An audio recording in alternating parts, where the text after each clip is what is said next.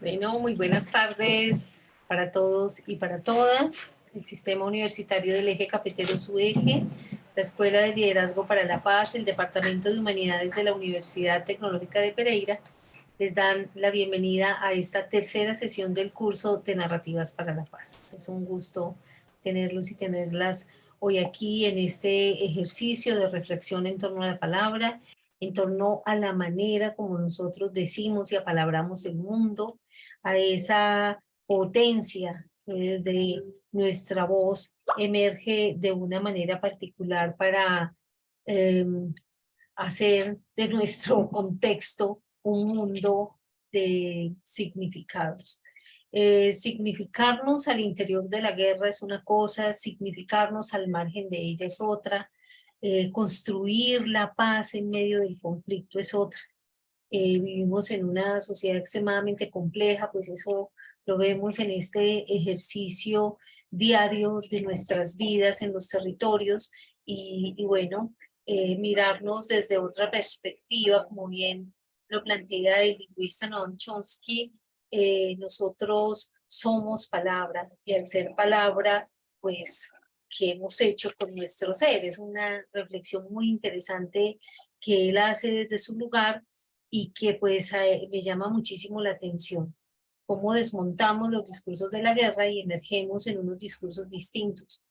Yo no sé si en los discursos de la paz y la verdad, pero tal vez sí en esos otros discursos que nos permiten acercarnos al otro, a la otra de una manera distinta. El propósito pues de este ejercicio, de este curso es la escucha crítica, afinar la escucha crítica y afinar los diálogos, abordar de manera directa lo que conlleva nombrar la realidad y construir aquello que implica asumir esas otras narrativas. Por eso en nuestros cursos de narrativas, en los anteriores talleres que hemos hecho también de narrativas para la paz, le apostamos a escuchar a otros y otras desde sus lugares, a sacar nuestras propias conclusiones y a sacar de nosotros también esas narrativas que no son propias en nuestros territorios. Es la emergencia de la palabra, de una palabra que en este momento se debate entre lo que es la verdad y la posverdad, como ya no la nombran, a través de estos dispositivos de la comunicación y la información. Eh, Cómo nuestra palabra emerge solidaria o emerge para generar más odio. Yo pienso que ahí es desde donde podemos echar una mirada a lo que nosotros hacemos y esa manera, como les decía anteriormente, eso que nos permite a nosotros y a nosotras apalabrar el mundo. Entonces, le apostamos en este curso de narrativas para la paz a la emergencia de discursos en donde el reconocimiento de lo otro, la otra, de los otros y las otras, sea un camino de acciones, creemos firmemente, de reconciliación, de perdón, de nuevas y variadas formas de estar juntos y juntas. Bueno, les recuerdo que estas sesiones son cada 15 días, se desarrollan en esta modalidad virtual por este mismo enlace.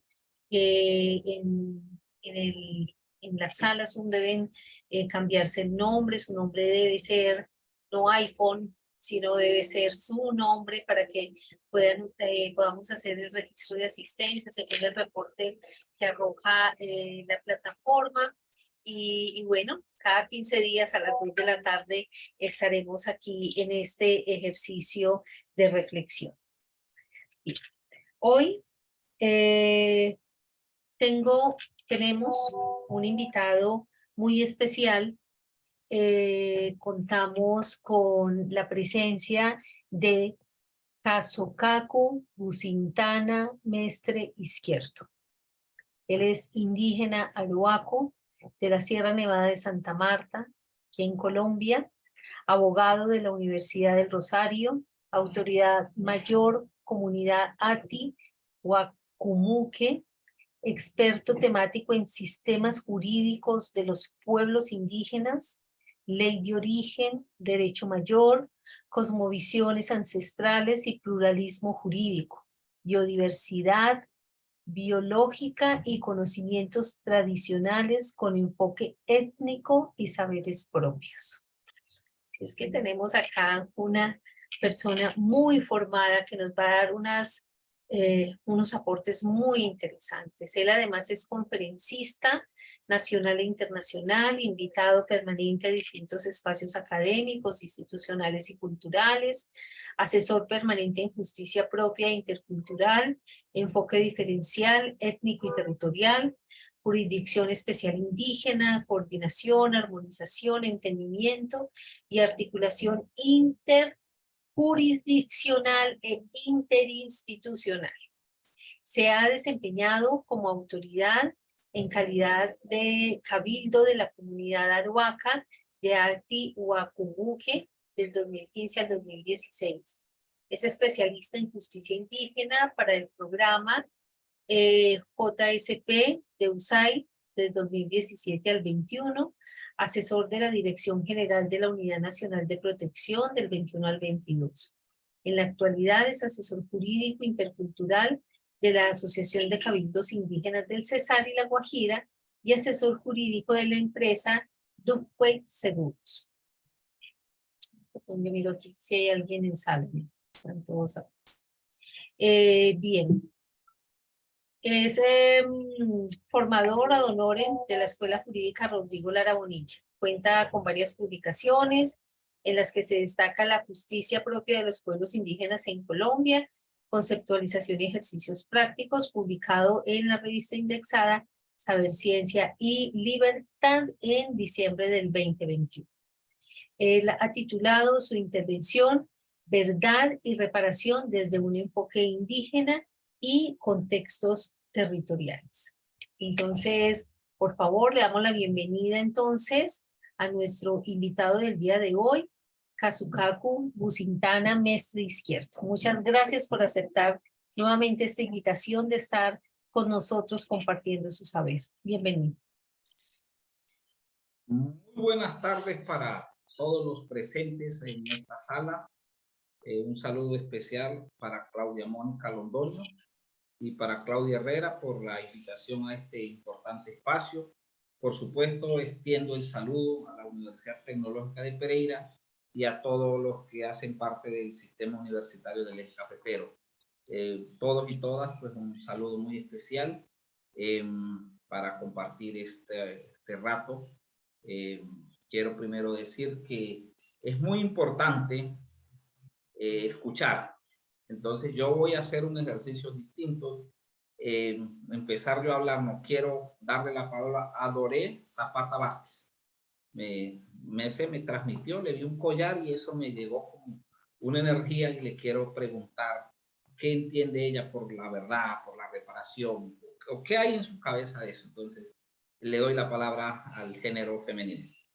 Adelante, Dore. Dore, te voy a pedir el favor de que me levantes la mano, por favor, para darte el permiso.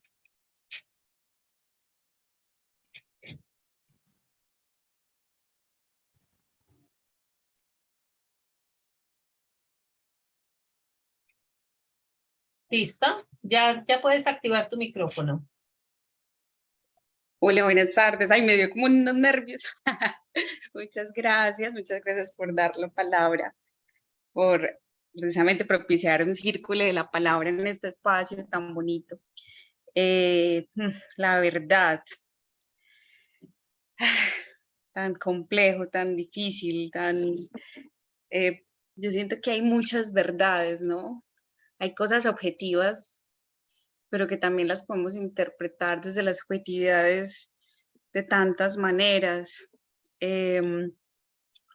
Siento que la verdad son un montón de verdades que se encuentran. Eso es lo que me viene en este momento.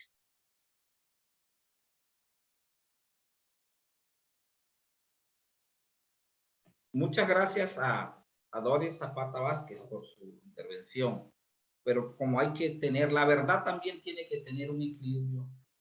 Vamos a darle la palabra a Juan Diego Grajales para que quiero empezar de esta manera, que nos dé algún concepto que hay allí en su cabeza, en sus semillas, conceptuales sobre este tema.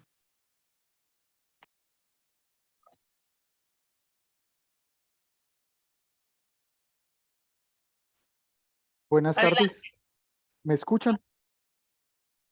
Sí, Juan Diego, adelante. Primero que todo, muy feliz de verlo y escucharlo. Yo en este momento estoy en San Luis, Argentina, así que le traslado un abrazo fraternal y gigante hasta el lugar en donde usted esté. Para mí la verdad es una construcción que como lo dice, no sé, es una adagio muy grande, es lo que nos convierte en seres libres.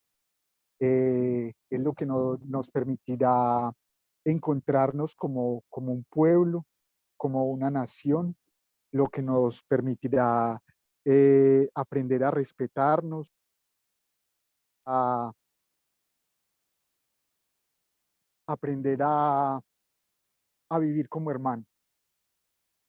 Eso hace parte de la fraternidad, del amor, de lo que nos hace como seres humanos, de lo que nos hace como personas.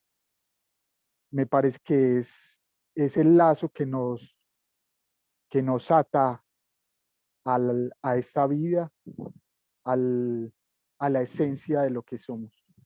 Esa verdad es lo que está ahí. Muchas gracias, muchas gracias. No sabía este invitado tan maravilloso desde acá. Un abrazo gigante y me siento muy, muy, muy honrado, muy, muy agradecido de poder estar acá y de poder dirigirte una palabra y de poder compartir con todos los compañeros y compañeras que estamos hoy en este curso. De verdad, muchas, muchas, muchas gracias. Les mando un abrazo gigante y fraternal. Muchas gracias, Juan Diego Grajales. Bueno, sí, efectivamente, para uno hablar de un tema que además de ser un tema complejo, como lo han dicho acá, considero que hay que partir de algo. Y es que es importante tener claro que la verdad también es diversa, la verdad también es pluralista, la verdad también es comunitaria, pero también la verdad es individual. Entonces, yo creo que hay que construir una verdad que pueda recoger, que pueda tejerse entre todos y todas, y no solo una verdad académica. Me parece importante estos espacios donde se pueda escuchar las voces de las culturas vivas, la memoria viva, porque la verdad yo creo que sin duda es una palabra tan bonita, la verdad. Se escucha muchas veces, hay que decir la verdad, justicia, reparación, verdad, no repetición, y esas son palabras que suenan, pero a veces la acción de esos temas se queda corta. Entonces, por ejemplo, para uno hablar de la verdad y de la visión de los pueblos indígenas, yo tengo que decir que lo que yo en media hora pueda decir aquí será un pequeño fragmento, una pequeña semilla o como una noción muy pequeña de lo que realmente es la verdad o lo que con nosotros tenemos como un marco general de qué entendemos por la verdad. Porque realmente yo soy muy crítico aunque soy académico, soy muy crítico en cuestiones también académicas y científicas, porque cuando se quiere hablar de lo ancestral, de lo que no está desde la visión científica, de la visión académica, entonces se hace rapidito, en 20, media hora.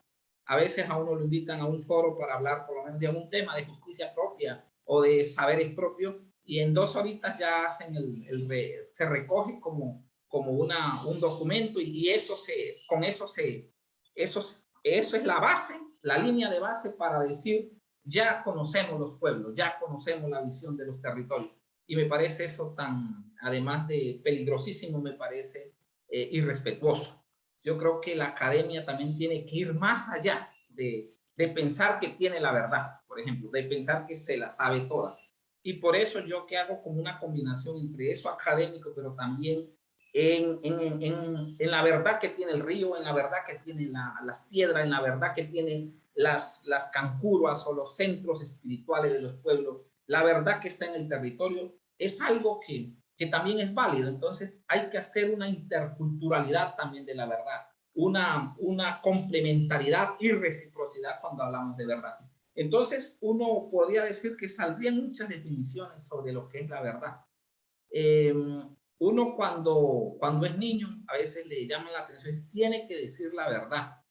Y si uno se remonta a esos primeros consejos de los padres, de los abuelos, diga la verdad. ¿Por qué es tan importante la verdad? ¿Qué se requiere para que sea verdad? Entonces yo voy a dar un ejemplo. Algún día asistí, me gusta hacer como más que volverme aquí un discurso, poner como ejemplos y compartir algunas experiencias que hemos tenido en relación a la verdad.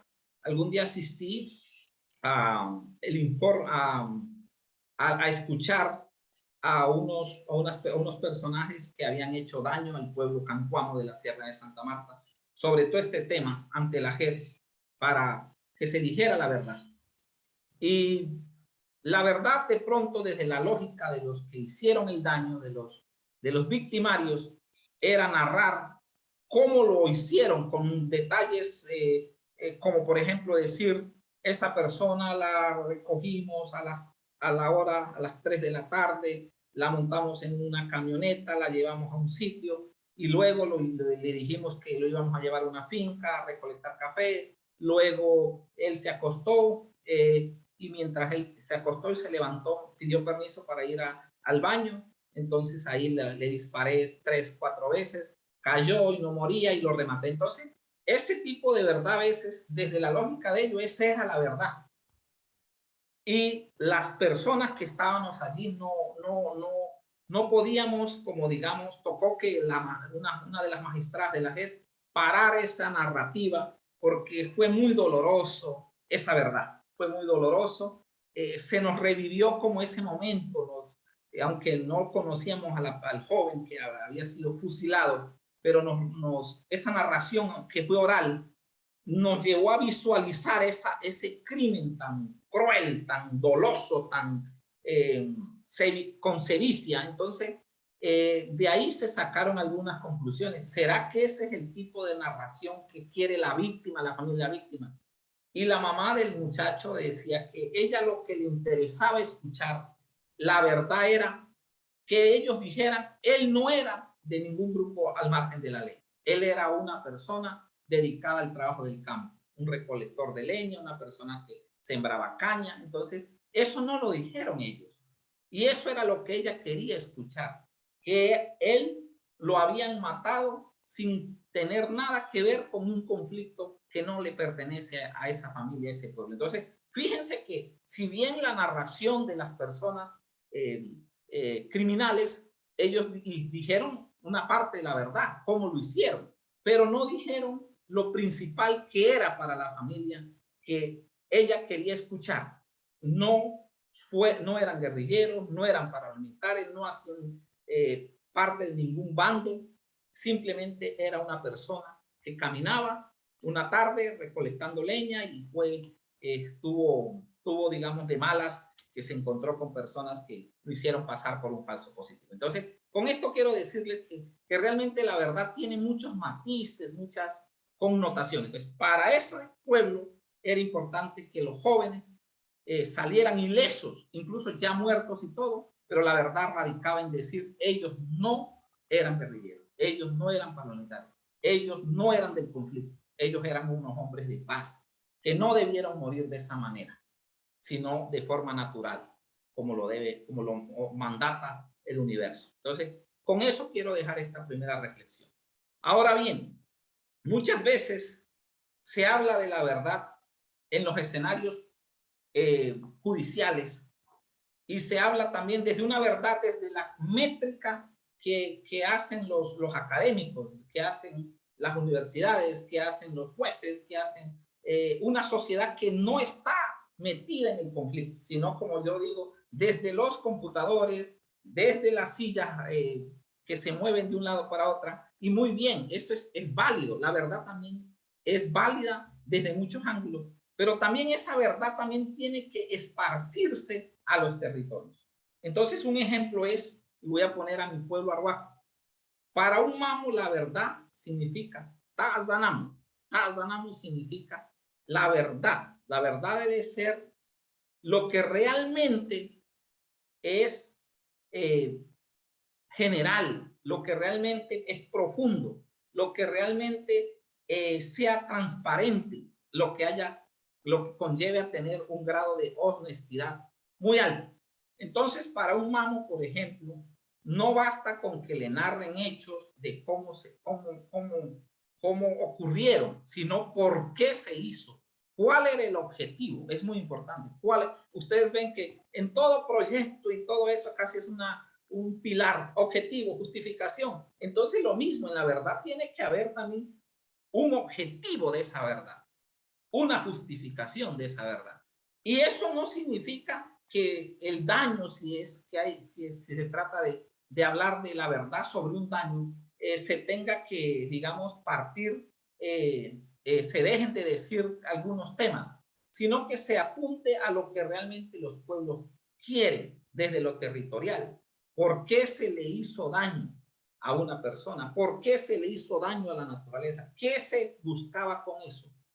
Además, hay que también escuchar a los que fueron víctimas, qué entienden ellos, qué se les afectó. Entonces puede pasar que para el mundo indígena, una víctima no es solamente un sujeto humano, sino es una víctima que desarmoniza la naturaleza, que ayuda a que tengamos otros oficios que nos toca armonizar, que nos toca equilibrar. Entonces, desde la definición de un mamo, la verdad tiene que ser una verdad que cubra muchos estados: el estado de la tristeza, el estado del dolor, el estado de la reparación, de la sanación. Entonces, la verdad es muy holística, muy integral, y dependiendo de lo que se esté hablando. Entonces, no necesariamente la verdad requiere de que haya un daño también, porque ahora es de moda eso, como hablar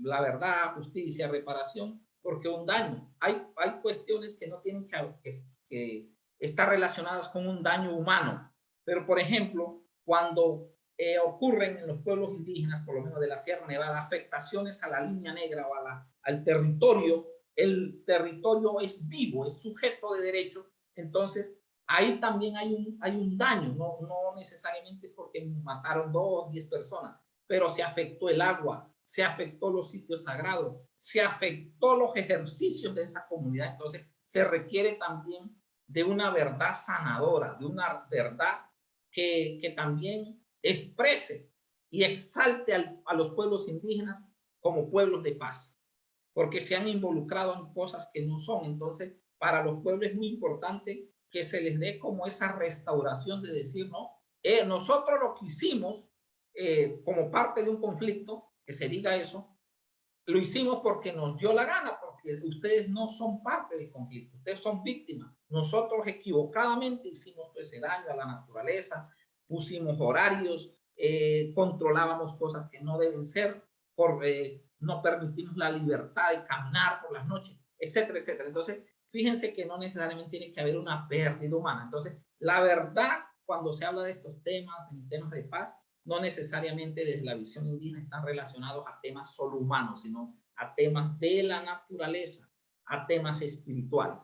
Ese sería como la segunda tesis que yo quiero dejar aquí planteada. Por otro lado,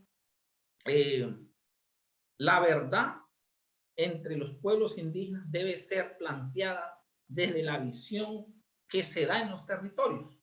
Cada territorio tiene unas realidades, unos contextos específicos.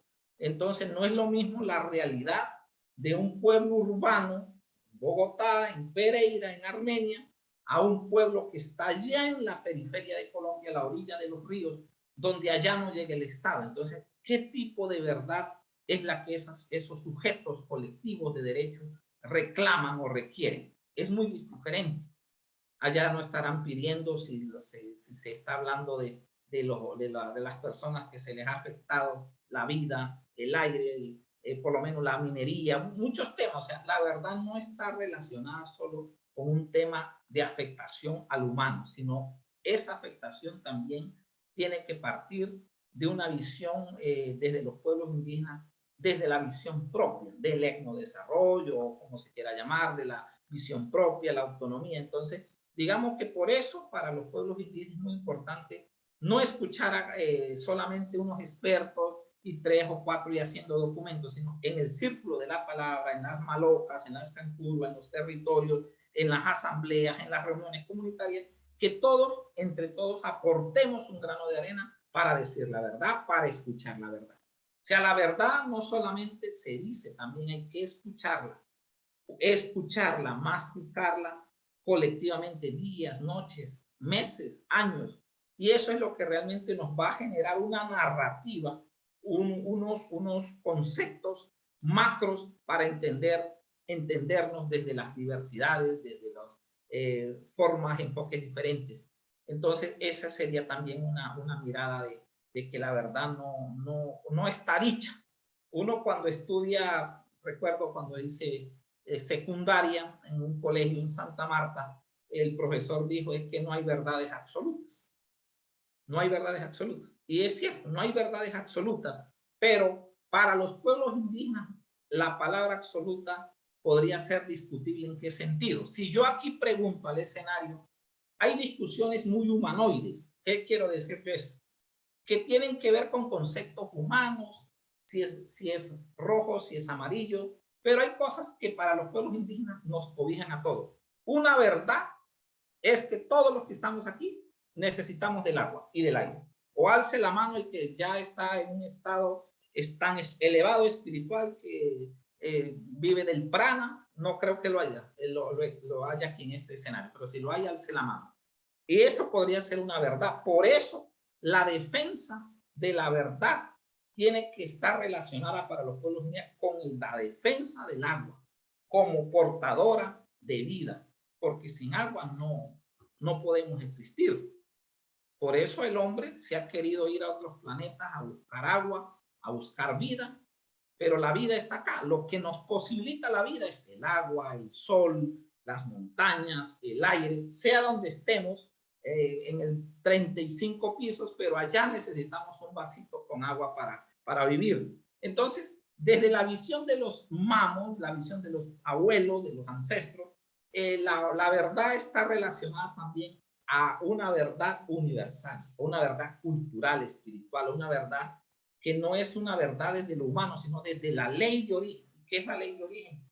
La ley natural, la ley de la vida, que no está escrita en un código que mañana es o pasado no es, sino que por eso el agua es una verdad, el aire es una verdad, los cerros son una verdad, los nevados son una verdad, las semillas, los alimentos son una verdad. Entonces, fíjense que la construcción de verdades desde los pueblos indígenas tiene una estrecha relación con la madre naturaleza. Aquí se habla de los derechos de la naturaleza como concepto nuevo, pero los pueblos indígenas en nuestro idioma propio no hablamos de derechos de la naturaleza. Ahora se habla de los ríos como sujetos de derecho. Para los indígenas esto es un tema ya que se está academizando, y muy bien, pero para los pueblos indígenas está escrito en la ley de origen. Solamente basta con que respetemos esas normas naturales, esos códigos de vida. Entonces, yo creo que hay que darle también un reconocimiento a los pueblos indígenas que desde milenios de años ya venían trabajando por una verdad, porque se respete una verdad, y es la existencia de la naturaleza, como nuestra madre, como nuestra guiadora, que se respete todo lo que significa esa armonía natural. Entonces, digamos que para los pueblos indígenas no puede hablarse solamente de una verdad, de una visión humanística, sino la verdad es la verdad con la naturaleza, la verdad con el territorio, la verdad con la madre tierra, y eso define que por eso somos diferentes. Colombia es un estado, una nación diversa, pluralista. Entonces, imagínense 115 pueblos indígenas que hay en Colombia. Cada uno, para muchos pueblos, algo que puede ser verdad, para otro pueblo es más complejo. Entonces, por ejemplo, para unos pueblos indígenas no es importante cuando se hable de reparación, de decir la verdad, que se haga un monumento, por ejemplo. Entonces, en Colombia se plantean hacer monumentos para reparar a las víctimas, para homenajear, para conmemorar, pero para otros pueblos como el Arhuaco, al que yo pertenezco, al pueblo Cogui, el pueblo Huigo, al pueblo Campo, no es que no estemos de acuerdo, sino que para nosotros no es importante, digamos, tan importante que que se haga un monumento o unos murales, porque para nosotros lo importante es la reparación espiritual. Por ejemplo, si se hizo daño en un territorio, ahí hay que hacer un saneamiento a los padres y madres de ese territorio por las afectaciones que se hicieron. Entonces no es tanto un monumento que se levante un busto, sino es más esa reparación colectiva, ese proceso de entender qué pasó, cómo se hizo, que quede como un proceso, una memoria histórica para poder ir curando, para poder ir sanando. Bueno, con esta breve introducción y deshilachada, quería decirles que no vamos a llegar a la verdad mientras nosotros no entendamos el lenguaje de la naturaleza. Cuando los principios humanos estén por encima del lenguaje de la naturaleza, del lenguaje del territorio, pues vamos a debatir mucho. Pero la naturaleza sí es muy clarísima. Por eso les decía, sin agua no hay poesía, sin agua no hay paz, sin agua no existe nada. Entonces, a partir de esa visión de una verdad, del Tazanam, que decimos nosotros, es que queremos entendernos con los demás seres que existen en la Tierra. O sea, no desde una visión solo académica, y se hacen documentos bien ladrilludos, que esa es otra cosa que yo quiero dejar aquí planteada. De nada sirve una verdad demasiado incomprensible o comprensible solo para académicos, solo para los ilustrados en letras, para los que pueden leer y escribir y echar carreta en computadora. No, la verdad debe ser simple, debe ser concreta, debe ser algo que todos podamos entender. Entonces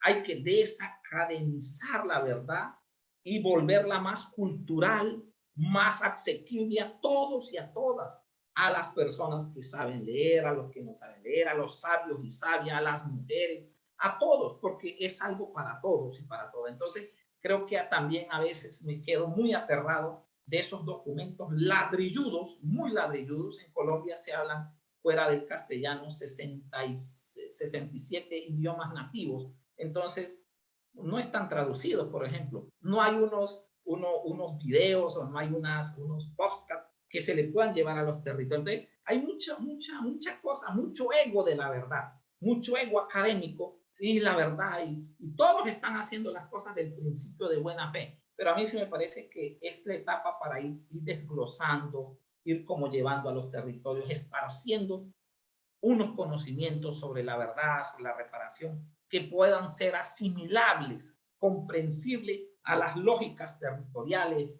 culturales, espirituales de los territorios. Y por supuesto, la universidad. A uno le plantean que la universidad es un pensamiento universal, entonces no puede quedarse solo en los escritorios. Hay que hacer universidad territorial. Entonces yo sí avalo mucho estos espacios que puedan ser la voz o ser la base para poder escucharnos y entre todos construir esa gran memoria para poder entendernos y respetarnos desde enfoques distintos, porque si no estaríamos siendo un estado monocultural, cuando en realidad somos un estado diverso, pluralista y participativo, es lo que se dice. Entonces, la verdad también debe ser participativa, discutida, debe ser, eso es lo que los indígenas muchas veces plantean en sus mingas, en sus asambleas, en sus rituales. Sí, muy bien lo que plantea el gobierno, el Estado, lo que plantean los grandes pensadores allá en el Senado, plantean allá en la JEP, pero nosotros también queremos ser escuchados y escuchadas, dicen las abuelas, desde una mirada simple, así como el río. El río no anda como, no tiene un lenguaje tan enredado, a pesar que el río va curvo, no es enredado, el río sabe dónde sale, dónde nace, el recorrido que tiene que hacer, generando la cuenca, pero llega libre al mar o donde te tenga que desembocar. Esa es la tarea de nosotros, hacer un recorrido como del río, pero que transmita a la gente tranquilidad. La verdad también debe transmitir tranquilidad, esperanza, debe transmitir también resurgir del olvido, para crear esperanzas nuevas, para generar nuevas sociedades capaces de ir disminuyendo todas esas afectaciones. Y por supuesto, fortalecer las verdades que hay dentro de los pueblos, dentro de las comunidades indígenas, campesinas, afro, rurales, mujeres, niños, niñas, y es que tenemos que no pensar desde una lógica cartesiana, sino desde una lógica cosmocéntrica, o sea, que integre a todos. Ese sería mi postura, un poco descifrando, como digo aquí, un poco lo que los pueblos a veces expresan. Dejaría ahí para si hay algunos comentarios o algunas intervenciones. Muchas gracias. Muchas gracias, Casu, por tu intervención. Bueno, entonces los invito a que levanten la mano para que empecemos el diálogo con nuestro invitado. A ver, preguntas, apreciaciones. Hay cosas acá muy bellas, muy interesantes. Estaba yo aquí tomando apuntes que uno a veces sí desde la academia es muy reduccionista. Entonces son verdades filosóficas, pero ¿de dónde sale eso realmente? ¿Cuál es el ejercicio que debemos hacer de contexto y hasta dónde vamos y construimos la verdad con el otro, con la otra? Bien, José Alexander Galíndez, nos levanta acá la mano. Adelante, José Alexander, puedes abrir tu micrófono. Buenas tardes. Bueno, yo primero pues agradecer la charla del compañero indígena y pues creo que me quedó algo que me llevo de él es que la verdad tiene que usarse en la forma de expresarla con el objetivo y la finalidad de que la persona que escuche esa verdad no sienta el dolor, sino que sienta un poco de paz. Para mí la verdad es justicia, para mí la verdad es ser franco, porque creo que una persona franca vale más que cualquiera. Y agradezco al compañero pues por ese asunto, porque de verdad de pequeños nosotros nos han enseñado a hacer verdad, a decir siempre la verdad y ser unas personas justas.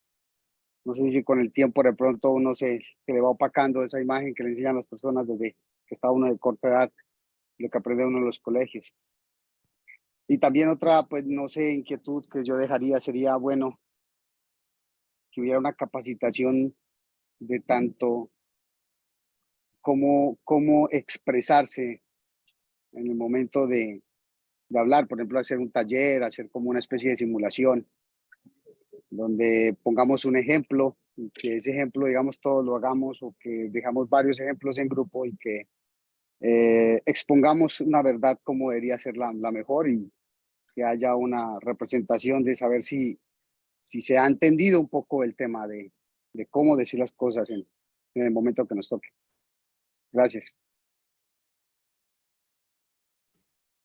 Muchas gracias al colega, compañero que ha intervenido.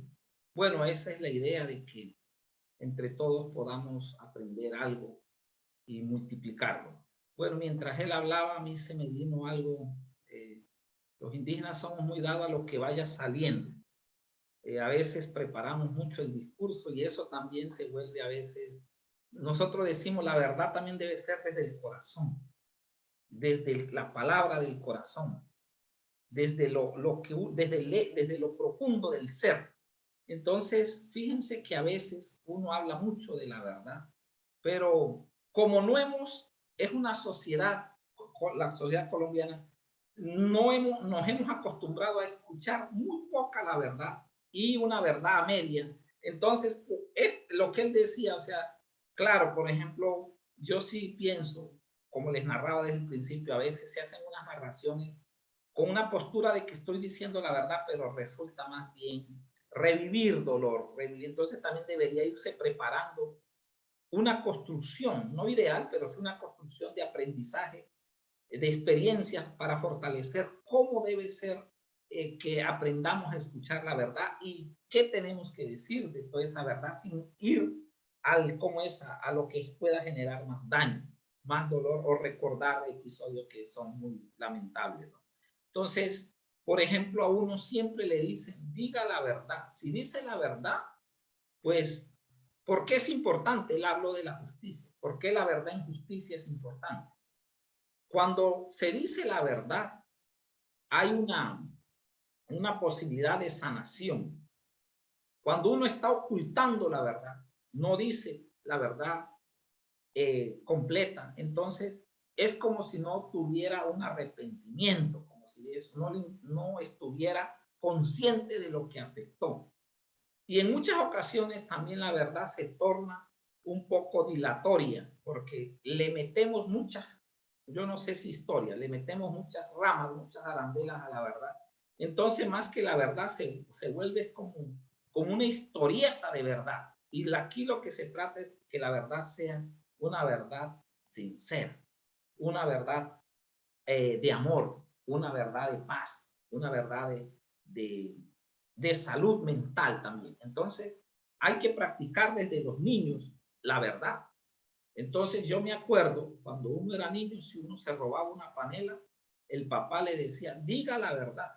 Obviamente que lo iba a reprender, pero cuando uno decía la verdad, yo la cogí. Pero si uno empezaba a decir que fue mi hermana, que fue mi tío, pues eso iba dilatando más la verdad, y lo que para poder corregirlo aún era con la verdad. Entonces mi abuelo siempre decía, si usted me dice la verdad, él era mamo, yo le puedo ayudar para que no porque la verdad no requiere que yo me vuelva cómplice tampoco.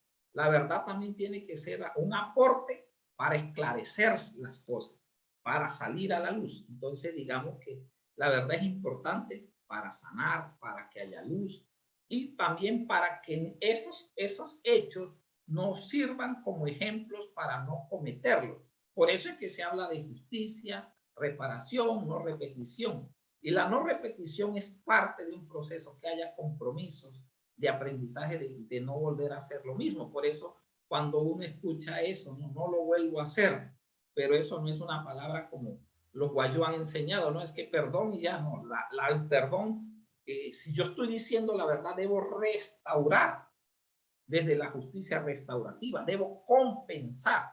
No solamente es muchas gracias, discúlpenme, perdón, no. Yo ya dije la verdad, ¿no? Si usted dice la verdad, tiene que haber un acto también, además de simbólico, también incluso material. Entonces, para los pueblos indígenas, por lo menos el discurso no es, ya los perdonamos, ¿no? ¿Qué hacemos? No es un tema material económico, es un tema de realmente acciones afirmativas de que no lo están haciendo. Es un ejemplo. Si lo que dañamos un territorio, un cerro, pues que ya los pocos que quedan, pues los respeten. En nombre del desarrollo se ha hecho tanto daño, entonces la verdad que requieren los pueblos es escúchenos, déjennos vivir en paz, y con eso están también reparando y haciéndole honor a la verdad. Ese sería la síntesis de esta intervención. Bien, muchísimas gracias. Bueno, vamos a escuchar a Catherine Estela. Ya tienes permisos, abre tu micrófono. Gracias. Ajusta bien el micrófono porque no se te escucha.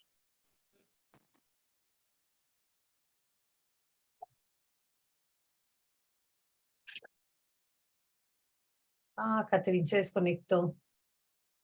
Se le desconectó su equipo. Bueno, ¿quién más? A ver, levanten la mano. ¿Quién más quiere la palabra para comenzar con nuestro invitado? Tan tímidos, tímidas hoy.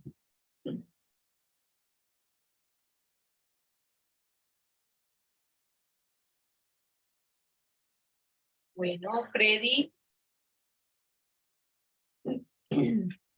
Adelante, Freddy. Abre tu micrófono. Buenas tardes, ¿cómo están a todas y todos? Buenas tardes. Bueno, digamos que el tema es un tema muy profundo. Actualmente estoy terminando mi programa de Derecho y encontramos en una investigación que realizamos sobre el vacío jurídico que hay frente a la implementación del artículo 246 de la Constitución Política, donde se le dan a las comunidades indígenas autonomía judicial para dirimir sus conflictos y toda esta situación. Y eso está bien. Las altas cortes han tenido que empezar a generar su jurisprudencia para poder darle solución al tema de la coordinación, pero nuestro Congreso, en la rama legislativa, hasta ahora no se ha manifestado. ¿Esto cómo es visto desde las comunidades y cómo afecta o no esa posibilidad de poder seguir funcionando y preservando todas sus tradiciones, sabiendo que hay una omisión legislativa por parte del Congreso a ejecutar esta ley? Muchas gracias. Bueno, es un tema un poco que sí tiene relación con la verdad. Yo lo voy a asociar con la verdad. Precisamente, compañero, hay que leerlo bien, dice. Pues yo ese artículo me lo sé casi de memoria porque trabajo casi día y noche con eso. Las autoridades de los pueblos indígenas podrán ejercer funciones jurisdiccionales, sí, administrar justicia. Y hay una parte abajo que dice, habrá una ley de coordinación. Bueno, ya tenemos más de 30 años de expedida la Carta Política del 91 y bueno, esa es una de las verdades que falta, hacer esa ley de coordinación. Sin embargo, te digo, de pronto no estás enterado, pero ya hay una iniciativa de parte de los mismos pueblos indígenas. Hemos presentado a ver si por fin logramos esa ley de coordinación. Ya se presentó el proyecto de ley. Pero yo creo que más allá de que exista una ley, aquí lo que tiene que haber, no solo en el tema, digamos, de justicia o de sistemas de justicia, sí, tiene que haber es que la sociedad colombiana entienda que somos diferentes. Yo sobre ese tema he hecho bastante, digamos, análisis y mi planteamiento es, y quizá no sé el escenario acá, pero como usted va a ser abogado, el tema es que la justicia, así como la verdad, la justicia no solo se puede reducir al ámbito penal. Entonces uno encuentra que siempre que se habla de justicia, se está hablando de casos penales. Y a mí me gusta mucho recurrir a las nociones que es sobre justicia. Y la justicia, desde definiciones antiguas, se dice que dar a cada uno lo suyo, vivir cumplir el ordenamiento. Y un ejemplo de justicia que yo coloco es para decir, miren que ustedes a veces reducen a los pueblos indígenas como administrar justicia es solamente sanciones, ¿no? Nosotros administramos el territorio para que las personas vivan bien en el territorio, administramos un sistema hídrico, un sistema milenario de relaciones armónicas entre el hombre y la naturaleza. Pero para que lo entiendan un poco en el escenario, fíjense que justicia no solamente es cuando alguien comete una infracción penal o lo que llaman un tipo penal. Cuando yo trabajo una hora extra, o sea, unas horas extra, lo correcto, lo justo es que el empleador me pague mi hora extra. O sea, ¿y cuál fue ahí el delito? No hubo delito. Pues lo justo tiene que ver también con que se le dé a cada uno lo suyo. Por eso, una definición de justicia es dar a cada uno lo suyo. Por eso, desde la definición del derecho positivo, la mujer que tiene la cinta es ciega, ¿no? Ciega entre comillas, es decir, no, la justicia debe ser imparcial. Entonces, por eso a cada uno lo que le toque darle, ¿no? Lo que le corresponda. En muchas materias, no solamente el ámbito, pero entonces yo desde la visión indígena, yo hago una crítica no solo a las justicias propias a veces, que a veces hemos caído con el error de pensar que todo lo que tenga que ver con temas de homicidios, temas de delitos sexuales, es solamente la justicia. La justicia es otras cosas. Por lo menos cuando yo cumplo en la sierra con un pagamento para poder recoger piedras de un río para hacer mi casa, pues tengo que hacer un ritual primero con el mamo y con eso estoy cumpliendo un permiso natural, espiritual, lo que llamarían por ver un permiso ambiental, una licencia, si se puede llamar. Entonces, fíjense que la justicia no se puede reducir solamente a que se administran o se ejerce cuando el ser humano comete faltas. También es hacer cumplir las normas de vida, los buenos comportamientos entre seres humanos, con la naturaleza, con los animales, incluso. Entonces, para mí el tema de la ley de coordinación es algo importante, pero lo más importante para entender los sistemas jurídicos de los pueblos indígenas es que se entienda desde una visión diversa, pluralista, integral y no solamente desde la visión del derecho que empobrece a la justicia y es solamente de hablar de penalidades y hablar de estos temas, porque la justicia es mucho campo, así como es la verdad. Entonces, yo redondearía diciendo que hace falta mucho la construcción, poner en práctica lo que la Constitución nos ha señalado, que somos diversos, que somos pluralistas. Entonces, ese artículo, compañero, relaciónelo con el séptimo, se protege la diversidad étnica y cultural de la nación. Claro que no se protege si no se le brinda garantías a la autonomía judicial del pueblo. Pero más allá de eso, en estos espacios académicos, yo lo que siempre hago es una invitación a interculturalizar la sociedad colombiana, a armonizar los métodos, las formas, las prácticas, a entendernos como diversidad, como una fortaleza y no como una diferencia que nos divide. Es que justamente, y qué pena tomo el uso de la palabra ya que me lo permiten, es esa necesidad de comprender que el tema del artículo 246 no es meramente los temas judiciales o los punitivos.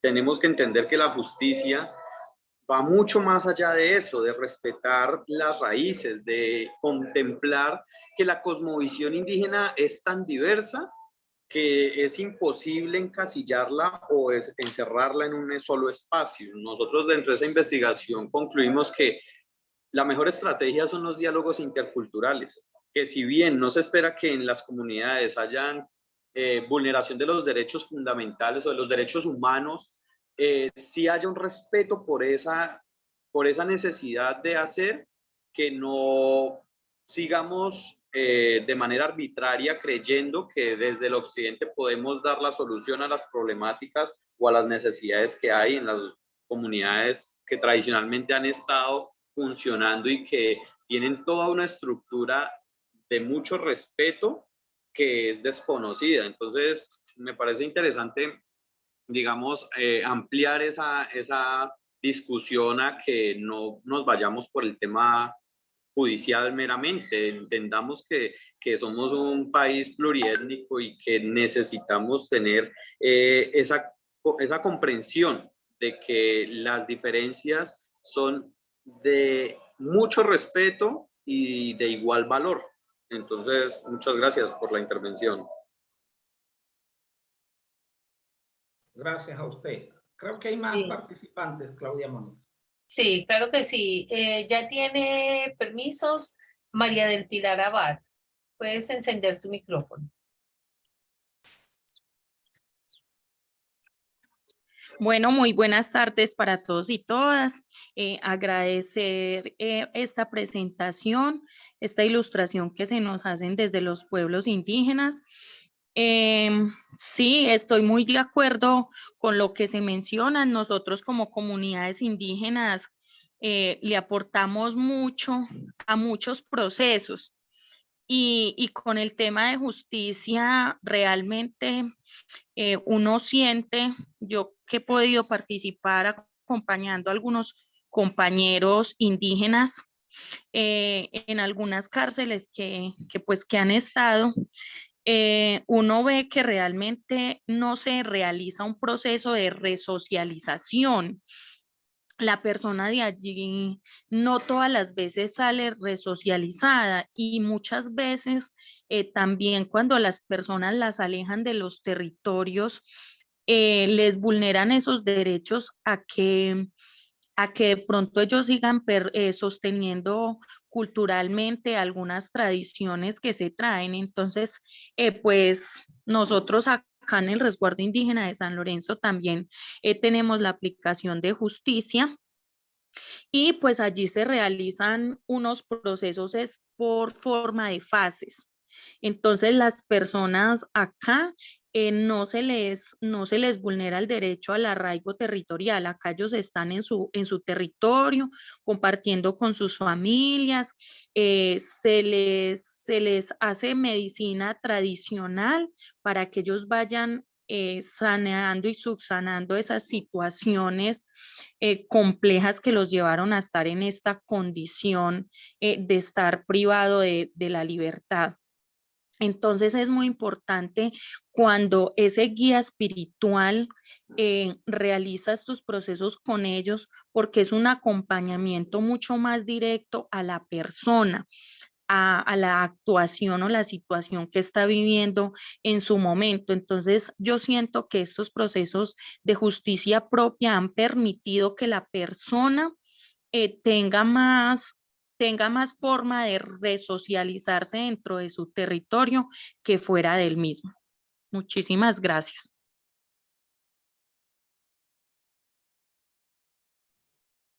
Muy amable a usted.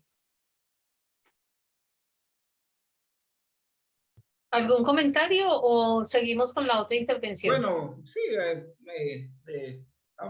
todos los temas tienen que ver con todo, ¿no? A veces uno piensa que no, pero sí. Porque una de las cosas que tiene que ver con la verdad es la justicia. Pero yo sí invito al escenario. Me he dado la tarea y vuelvo a repetir, justicia, búsquenlo si quieren, no es solo temas penales. Lastimosamente, obviamente, el tema penal o por tratarse del tema humano es el como que más sale a flote. Entonces, las violencias sexuales, violencia intrafamiliar, los delitos, los homicidios, los accesos carnales, bueno, y eso realmente pues es algo delicado para cualquier tipo de sociedad. Yo siempre he dicho lo siguiente, como me enseñó mi abuelo, donde hay gente, problemas, todas las sociedades tenemos dificultades, desarmonía, desacuerdo, pero el reto y el desafío es desde nuestros propios principios. A veces cuando a mí me hablan de justicia propia, también me gusta que se dimensione qué es la justicia propia. Porque esa es una palabra, justicia, de por sí, no es un vocablo de los pueblos indígenas. Pero bueno, para que los otros nos entiendan, pues nosotros lo hemos como introducido. Pero la justicia es mucho más allá de cuando se solucionan problemas de este tipo penales o desarmonías. También hay muchas formas de justicia. Fíjense que los pueblos indígenas, cuando hacemos acuerdos comunitarios para nuestros trabajos, eso hace parte del sistema jurídico, del sistema propio de armonización. No o sea, yo lo que quiero es decirle, no solamente pensemos que hay justicia cuando la gente comete un delito y se lleva a la armonización. De hecho, a mí me gusta mucho ampararme en una cuestión como abogado. Hablando de la verdad, yo lo asocio. Hay verdades que a los pueblos indígenas no se les ha cumplido. Por ejemplo, el convenio 169 de la OIT, ratificado por Colombia mediante la ley 21 del 91, y que trata sobre derechos humanos, y los tratados que versan sobre derechos humanos son de obligatorio cumplimiento, se tiene una fuerza jerárquica, digamos, mayor. Ese convenio lo ratificó Colombia y en su artículo 9 dice lo siguiente: en la medida en que ello sea compatible con el sistema jurídico nacional y con los derechos humanos internacionalmente reconocidos, deberán respetarse los métodos a los que los pueblos interesados recurren tradicionalmente para la represión de los delitos de los territorios. Las autoridades y los tribunales llamados a pronunciarse sobre cuestiones penales deberán tener en cuenta las costumbres de dichos pueblos en la materia. Artículo 10. Cuando se impongan sanciones penales previstas por la legislación general a miembros de dichos pueblos, deberán tenerse en cuenta sus características económicas, sociales y culturales. Deberá darse la preferencia a tipos de sanción distintos del encarcelamiento. Porque yo también quiero decir algo aquí. Puede que muchos pueblos indígenas hacemos el ejercicio de armonizar, lo que dijo la compañera muy bien, de hacer ese trabajo con los líderes espirituales, con las autoridades o guías de armonización. Lo primero que hay que decir es que Colombia no le ha cumplido a los pueblos indígenas, el Estado, porque lo primero que tiene que garantizar es que ese tipo de armonización se ajuste a sus principios culturales. Y a mí me asombra mucho que nosotros decimos que sabemos escribir y leer, pero la palabra deberán, a mí me indica que deberán es un mandato. Entonces, yo me baso en eso. Cuando a uno le dice, usted deberá mañana levantarse a las 5 de la mañana, no me están recomendando, le recomiendo levantarse, no. Deber es obligatorio. Entonces, fíjense que aquí el tema a veces no es de normas, es de cumplimiento, de hacer que eso sea verdad. Lo voy a asociar un poco con este tema porque a mí me parece que se ha incumplido a los pueblos indígenas eso que dicen las mismas normas. Y también, por otro lado, los indígenas, a veces yo soy muy autocrítico, también tenemos en nuestra cabeza, en nuestras comunidades.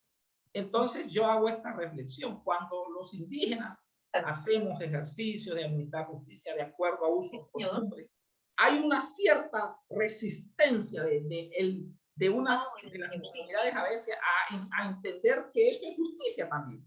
Ah, no, pero no fue a la cárcel. ¿Cómo es que anda por ahí suelto? No, es una justicia diferente. Lo que no se puede generar es impunidad. Pero por lo menos el pueblo guayú no tiene cárcel, de calabozo. Es un pueblo que fue reconocido su sistema normativo oral como patrimonio de la humanidad, y precisamente ellos acuden a una justicia restaurativa, clanil. Entonces, si yo de un clan A cometo una falta, todo mi clan tiene que responderle al otro clan. Por eso se hacen las reparaciones, no con un tema material, sino para que todos quedemos en armonía. Entonces, fíjense que hay que también profundizar, hacer una revisión en los pueblos indígenas. ¿Qué tipo de justicia queremos? Porque a veces pareciera que lo propio, lo espiritual, lo cultural, ya no llama, no llega. Y se pide es que vaya a la cárcel. Y el artículo 9 y el 10 nos dicen que no debería ser ese el método. Además, yo no soy penalista, pero sí he leído bastante eso. El padre, uno de los padres, digamos, del derecho penal, en un librito que se llama El del delito y de las penas, César Beccaria, plantea, eso hace más de 100 y pico de años, que las penas deben cumplir deben ser resocializadoras, lo que nosotros hablamos de la ordenar. Y yo pregunto, ¿será que el sistema colombiano es un sistema penal penitenciario de armonizar? Yo he estado en la cárcel, lógicamente no preso, he ido a visitar reclusos indígenas y ellos me han pedido, aquí no nos vamos a armonizar con tanto grito, con vicios, con cosas. Entonces, ni siquiera ese sistema está diseñado para tratar humanos, para que vuelvan a la vida, a que se normalicen, a que vivan en sociedad. Porque en todo caso, a veces nos rasgamos las vestiduras diciendo que se pudre en la cárcel, que haya justicia. Es que el que haya justicia no tiene que ver con la venganza, no tiene que ver con desde el dolor. Tenemos que pensar desde una lógica más humana de que ese que se equivocó también tiene derecho. En todo caso, en Colombia está prohibida la pena de muerte, entonces no lo podemos matar, no podemos quitarle un brazo. Entonces, que no sé, cualquier sistema, indígena o no indígena, toca ayudar a resocializar.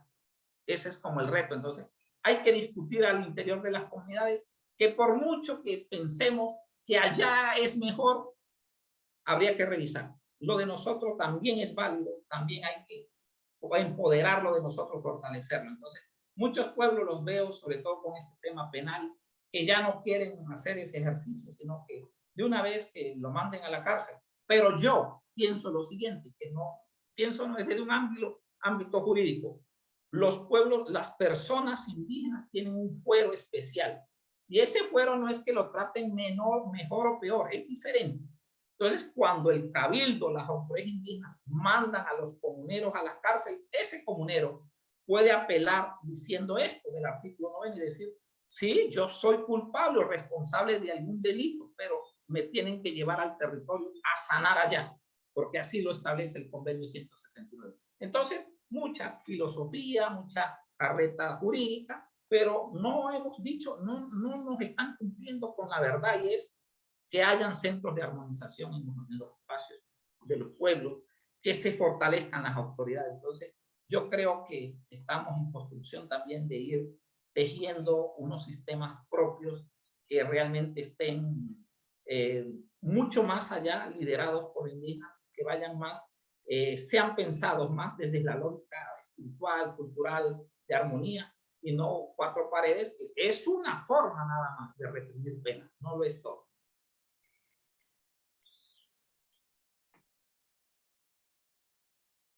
Elizabeth, tienes permisos para que puedas intervenir.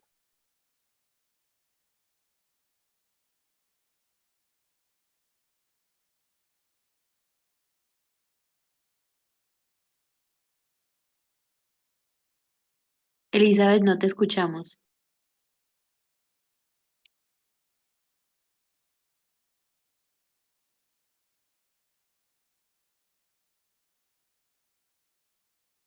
Ahí me escuchan. Sí, ahora sí. Ah, bueno, es que...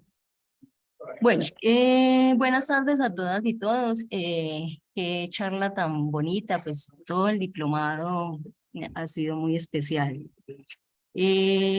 Cuando se habla de justicia, pues también es justicia cuando se protege el territorio, ¿cierto? Y en esta época, pues que se habla de tanta afectación que tenemos en el territorio, con los ríos, con esa industria extractiva, lo del aguacatejas, y cómo la gente lucha muy sola en el territorio, porque en las ciudades somos indolentes, no sentimos, abrimos el grifo y nos sale el agua y no sentimos esa lucha que tienen las comunidades indígenas, los campesinos en proteger esa agua para que nos llegue a nosotros acá en la ciudad. Entonces, justicia cuando se protege ese territorio y pues de eso nos enseñan mucho los pueblos indígenas. Sin embargo, yo soy auditora, audito el Sistema General de Participaciones y en esa actividad me he dado cuenta que los pueblos indígenas han fallado con su mismo pueblo. No hay verdad cuando oculto cosas, ¿cierto? O cuando hago cosas que no sabe la comunidad. ¿Cómo ustedes, el pueblo arhuaco, manejan esa parte de la verdad con respecto a los recursos que les llegan de la nación? Muchas gracias por su intervención. Bueno, yo lo primero que digo es que hay que no meter los pueblos. Yo también pues miro mucho para responder que a veces se hace una responsabilidad colectiva cuando es individual. Como en toda parte, como yo lo digo, en todas partes siempre está el ser humano proclive a fallar o al delito, a cometer, a estar en desarmonía con lo que realmente deben hacerse las cosas. Yo creo que los pueblos indígenas tienen un reto y un desafío, y es también demostrar a la sociedad general, mayoritaria, que sí hacemos buenos ejercicios. Eso de hablar no estoy de acuerdo cuando se habla de regalía o de sistema de participación, porque es como si se estuviera hablando a los pueblos les regalan. Yo también quiero decir que a los pueblos indígenas y a las comunidades rurales, el aporte es invaluable de los aportes que hacemos los pueblos indígenas, no solo al pueblo colombiano, sino a la humanidad. Entonces, obvio que hay que reconocer, hay algunas fallas individuales, administrativas, fallas de malos manejos de recursos, como lo tiene también la sociedad mayoritaria, y quizás en mayor proporción.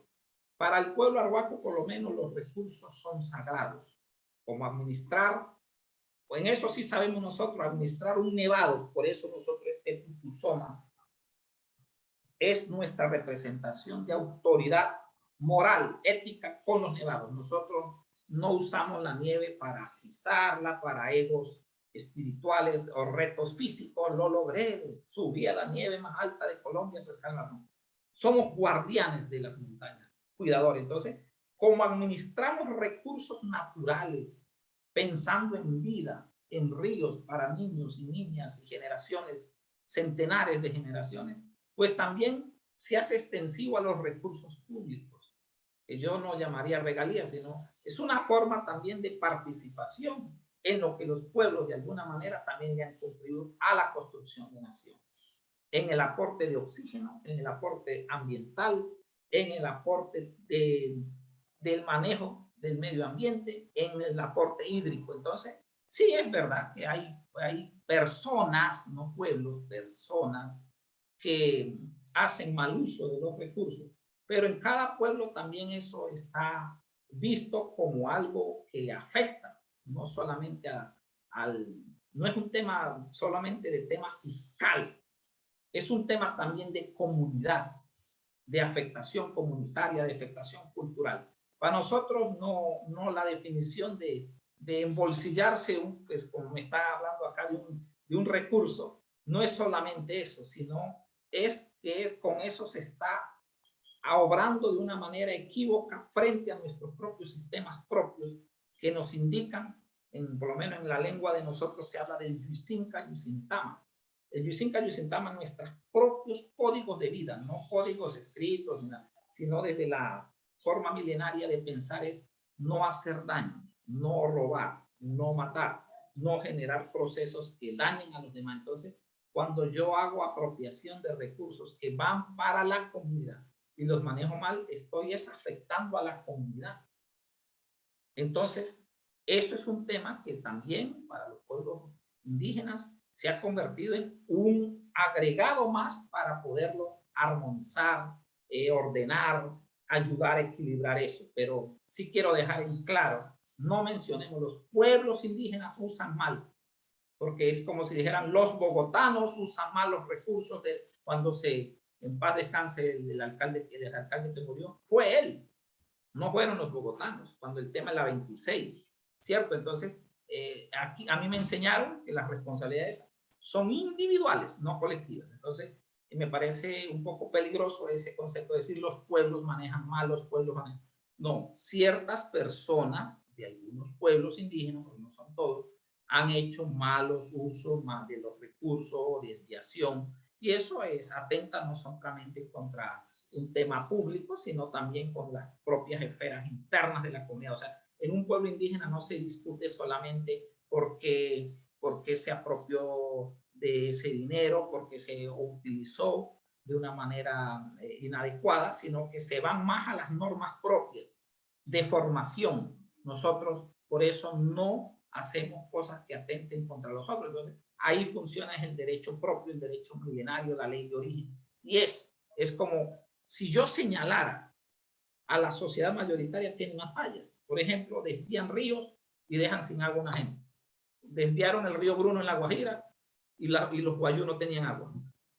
Hacen carreteras a veces de una forma indiscriminada y no llega el desarrollo.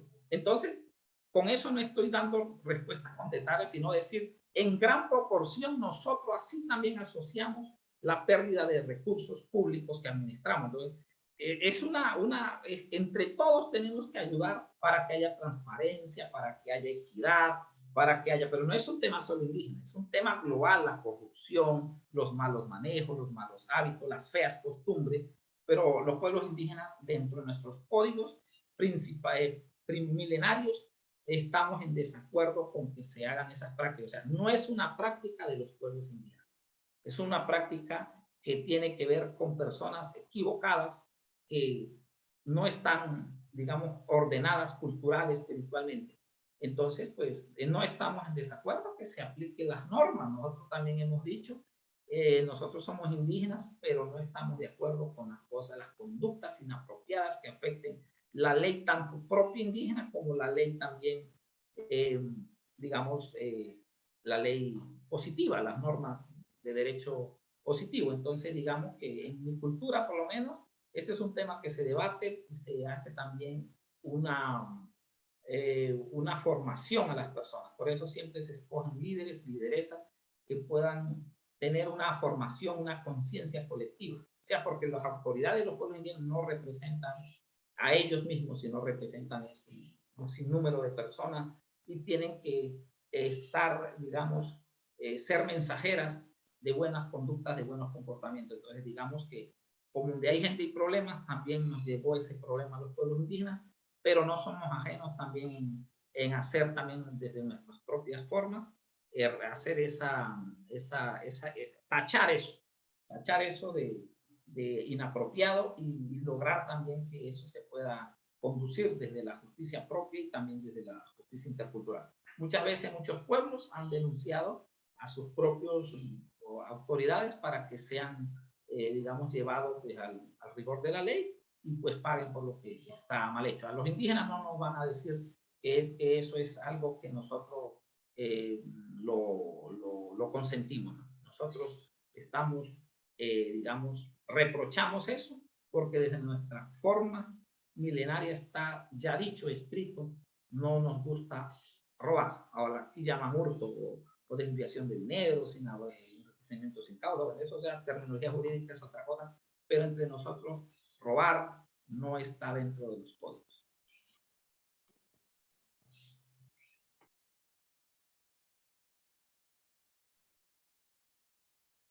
Bueno, un saludo a nuestro invitado del día de hoy. Muchísimas gracias por acompañarnos en este espacio.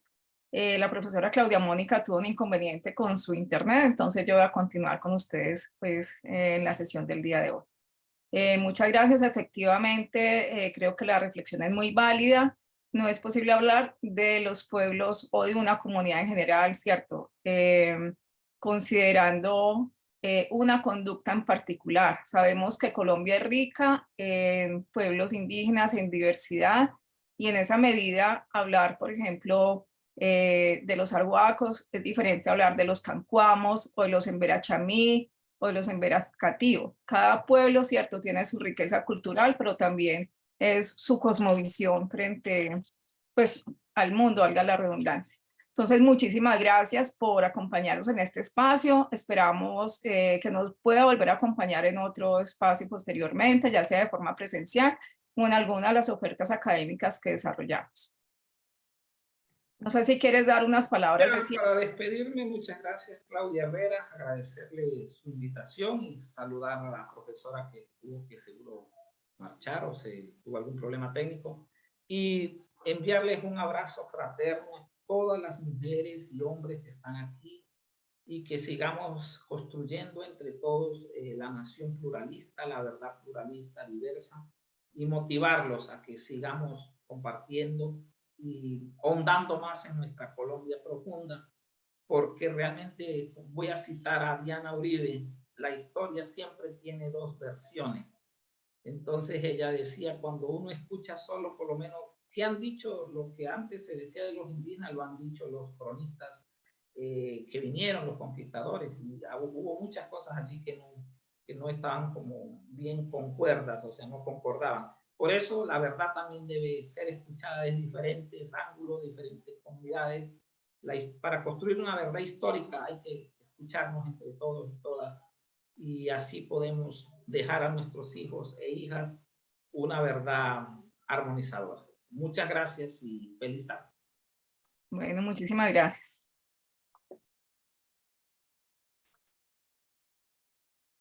Bueno, y yo me voy a quedar un rato con ustedes. Si de pronto tienen alguna inquietud frente al proceso, frente a las sesiones, frente a lo que llevamos, ya esta sería nuestra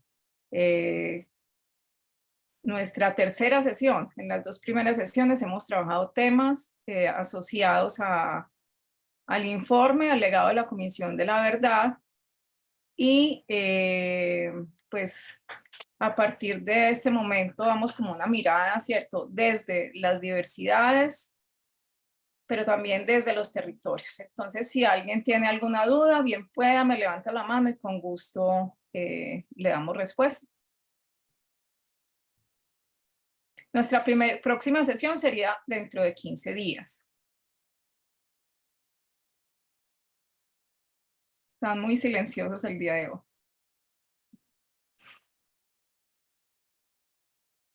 Bueno, recordarles un poquito que la profesora Claudia Mónica va a trabajar con ustedes en 15 días, todo lo relacionado con el trabajo final que deben de entregar. Pero básicamente es presentar un video, se les va a dar pues como todas las recomendaciones, todas las sugerencias. En el video deben hablar sobre la verdad en sus territorios, cómo se construye, pues deben hacer un ejercicio práctico de incidencia territorial.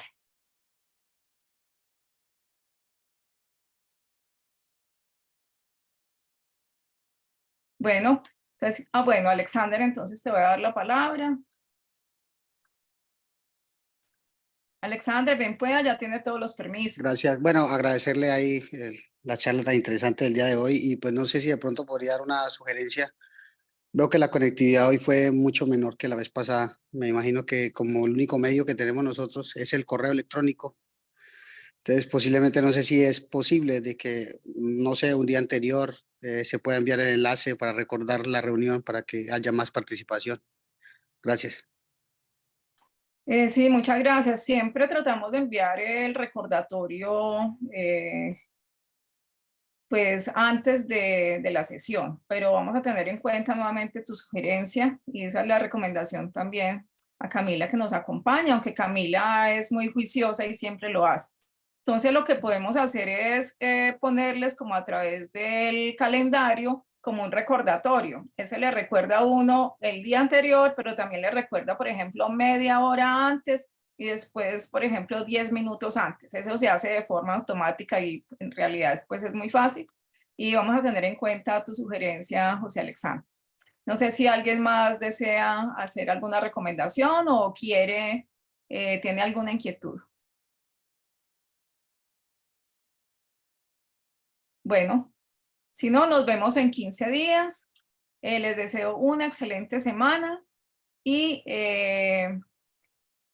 nos estaremos encontrando. Recomendación, revisar el informe de la Comisión de la Verdad. Ya les hemos mostrado varias veces cómo una ruta posible para abordarlo, porque en realidad hay muchísimo material, es muy extenso, hay muchas formas de hacerlo. De igual forma, nosotros tenemos una matriz que nos compartieron hace algún tiempo de la Comisión de la Verdad. No sé si Camila se las envió y si no le voy a solicitar que se las pueda enviar porque en verdad es muy útil. Uno simplemente le da como la palabra clave y él le lleva a través del link a una ruta. Es un documento en Excel y ahí ustedes pueden ingresar directamente a esa macromedia de la Comisión de la Verdad de una forma directa dependiendo pues los intereses que todos y todas tengan. Entonces, desearles una excelente semana, agradecerles por estar en este espacio y nos vemos en 15 días.